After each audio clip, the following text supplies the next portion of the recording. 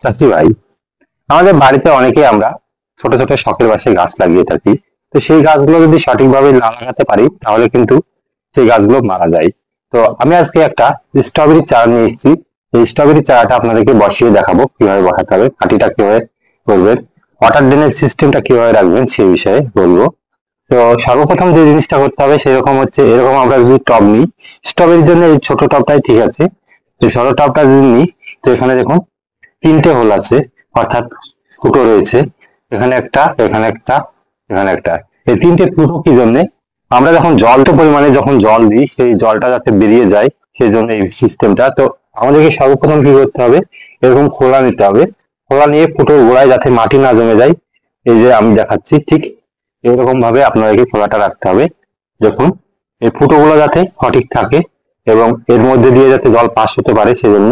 আর পাশে যখন গর্ত রয়েছে এই গর্তগুলো খুব ভরে দিতে হবে, সেই জন্য আমরা কি করবো, এই যে পাথর দেখছেন এই পাথরগুলো সাইডে দিয়ে দেবো। এরকম পাথর দিয়ে আমরা জমাট করে দেবো প্রথমে নিচের দিকটা। আমি দেখাচ্ছি, দেখুন এরকম ছোট ছোট পাথর দিয়ে জমাট করে দেবো। বেশিটা উঁচু করলে হবে না, পাথর দিয়ে ভরে দেওয়া কমপ্লিট হয়ে গেছে। এবার এতে আমরা মাটি দেবো। মাটিটা কি ব্যবহার করছি এখানে দেখুন, আমি বলি আমার ভাই। এখানে যে মাটিটা ব্যবহার করছি আমি, এটা সম্পূর্ণ হচ্ছে গোবরের সার। এটা হচ্ছে 7-8 মাসের পুরনো গোবরের সার। আপনারা অবশ্যই যখন বাড়িতে কোনো গাছ তৈরি করবেন তখন অবশ্যই আপনারা এরকম গোবরের সার দিয়ে করবেন। কিন্তু বাড়িতে খাওয়ার জন্য যদি আমরা করি তাহলে অবশ্যই আমরা এরকম ঘরোয়া টোটকা যে সমস্ত ফসলে লাগে, এই যে জৈব সার, সেই সমস্ত সারগুলো ব্যবহার করব। এখানে আমি এই যে গোবরের সারটা ব্যবহার করছি, এই গোবরের সারের মাটিটা ভালো করে গুঁড়ো করে নিয়ে এবার এতে আমি দিয়ে দিচ্ছি। দেখুন মাটিটা দেওয়া হয়ে গেল। এবার এখানে কি করব, এখানে আমি চারাটা বসাবো। এইরকম পরিমাণে মাটিটা দিলাম, দেওয়ার পরে এবার চারাটা বসাবো। চারাটা বসানোর জন্য এই যে প্লাস্টিকের ইটা দেখছেন, এই প্লাস্টিকের এটাকে আমাদেরকে ছিঁড়ে ফেলতে হবে। প্লাস্টিকের বাইরে কিন্তু শিকড় যাবে না, যার জন্য আমাদেরকে এটাকে ছিঁড়ে ভালো করে তুলে নিতে হবে। গাছটা তুলে নিয়ে আমরা বসাবো। এই দেখুন গাছটা ভালো করে তুলে নিলাম।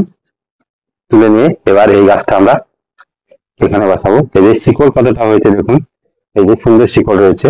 এই গাছটাকে আমরা মিডিল পজিশনে ঠিকভাবে সঠিকভাবে বসিয়ে দেবো। এমন ভাবে বসাবো যেন মাটিটা ঠিকঠাক থাকে। এই যে দেখুন এখানে কাছে নিয়ে এসো, এই দেখুন এইরকম ভাবে বসিয়ে দেবো। মাঝখানে ঠিক বসাবো, বসিয়ে এবার তার চারিপাশে মাটি দিয়ে দেবো। আমরা মাটি দিয়ে দিলাম, এই গাছটা লাগানো কমপ্লিট হয়ে গেল। এবার এই গাছটায় কি কাজ করণীয় কি, পরবর্তীতে আমাদেরকে এই গাছটায় জল দিতে হবে এবং সঠিক পরিমাণে যদি জল দেন তাহলে ড্রেনেজ সিস্টেম যদি আপনার সঠিক থাকে তবেই গাছটা বেঁচে থাকবে। যদি জল জমে থাকে তাহলে হবে না।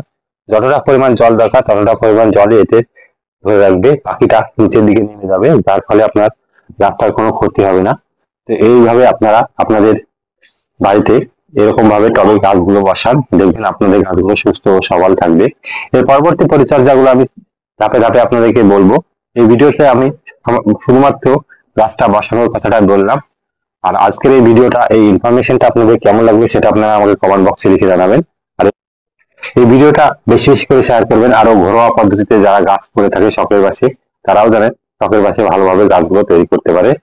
তো আজকের এই ভিডিওটা কেমন লাগবে সেটা কমেন্ট করে জানান। আর ফেসবুক পেজ থেকে দেখে পেজটিকে ফলো করে রাখুন, ইউটিউব থেকে দেখলে চ্যানেলটিকে সাবস্ক্রাইব করে রাখুন। এই দেখুন আমার